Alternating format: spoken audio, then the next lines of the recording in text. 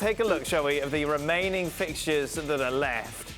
You might be able to connect the dots and see where I'm going with this. Gemma, is there any chance? Any chance?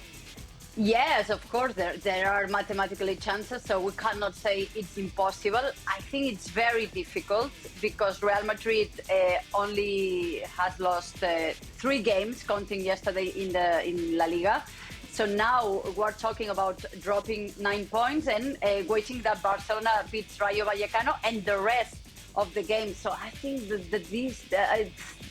I think it has players, a squad to keep that distance, but it might be long season La Liga for Carlo Ancelotti because they have to fight also quarterfinals against Chelsea, tough rivals, and now they have a week, 15 days to think about it. They can be long as well mentally after this terrible defeat, and I think the key is going to be in the next match, Balaidos, because they have 2 games away from home, Balaidos against Celta and then Stamford Bridge. If they drop points in Balaidos, nerves and could come back and they can be nervous again, of course. Give us a percentage, Dr. Sid. Very, very low indeed. 2%, maybe not even that. But the difference now, I suppose, is that Real Madrid will have to keep performing to close out this league title rather than feeling like they could ease into the home straight. And I think that obviously will have ramifications for their Champions League chances. Well, that's interesting. You mentioned it and Gemma mentioned it as well, Shaq. Looking ahead to that clash against Chelsea, this result kind of changes the narrative slightly, doesn't it, after that win against PSG? It's almost like, yeah, you did that, but look what happened at the Bernabeu. Listen, if Real Madrid beat or even drew it with Barcelona and went on to win the league, I think the season will be remembered for that PSG result and how Ancelotti managed a squad that maybe is a little bit on the decline, but still got them to the quarterfinals, still got the better of an expensive PSG. That Barcelona result, I think, changes that narrative to the point that Chelsea game will determine how this season is remembered. Do you think so? If Real Madrid are knocked out easily and convincingly by Chelsea, I think there are a lot of questions about Ancelotti and his future. They get the better of Chelsea, then all of a sudden that becomes a discussion that, yeah, okay, we had an off day against our biggest rivals, but we got a Champions League semi-final, and depending on the draw, see what happens. So it changes, that Chelsea tie, I think, changes the narrative around Real Madrid's entire season on the back of that result. So it has taken on a far increasing significance. Do you agree, Gemma? Yes, definitely. It can be...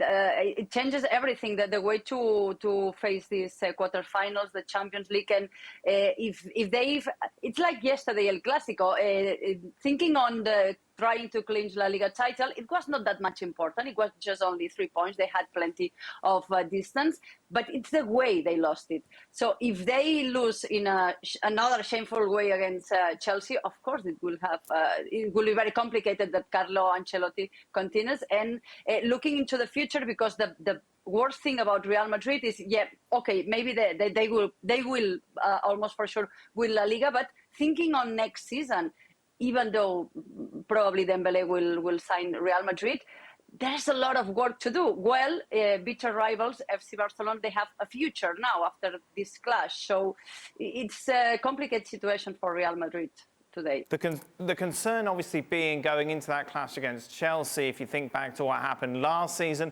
and indeed just what happened on Sunday, Sid, is that midfield looked old. Yeah.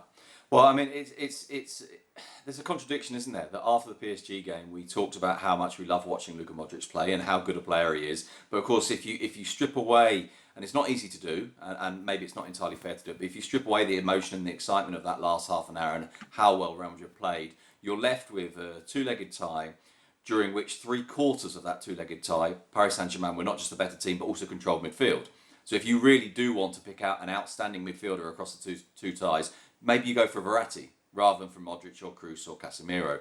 And yes, it's true they have their moments, and of course that can sometimes be enough to carry you quite a long way in the Champions League, because if you're a team that's capable of staying in the game and then being decisive when it really, really matters, that's fine. But you're right, there is that question mark. And I think there's another question which I think is very interesting. Earlier in the season, Ancelotti was very happy to openly say, yeah, we play on the counter-attack. Yeah, we play with a deep team and we try to release Vinicius. And when you've got someone as quick as Vinicius, why wouldn't you? After that Paris Saint-Germain game of them playing so deep, which, by the way, I don't think was purely about choice. I think it was about being pushed back by PSG.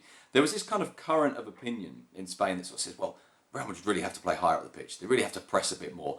And Ancelotti actually embraced this publicly. He said, yeah, we're going to try and play higher. We're going to try and push the team closer to the opposition, get more into the opposition's half. But of course, as soon as you do that, you change the structure and the nature of every game, and you make it particularly different for that midfield three. Now, I would actually argue more of a problem for Toni Kroos than it is for Luka Modric, even though Kroos is younger than Modric. But I do think that's a question mark. And then, of course, you start asking, at what point does Valverde or Camavinga come into the side to give you that energy? Because one of the things I think that was overlooked about PSG, the PSG game, at least in terms of the analysis, was perhaps the significance of a slightly more dynamic midfield in terms of that comeback, quite apart from, obviously, Donnarumma's mistake and so on. Well, thank you very much for watching ESPN FC on YouTube. For more sports highlights and analysis, be sure to download the ESPN app. And for live streaming, premium content, and of course, ESPN FC 7 days a week, subscribe to ESPN+.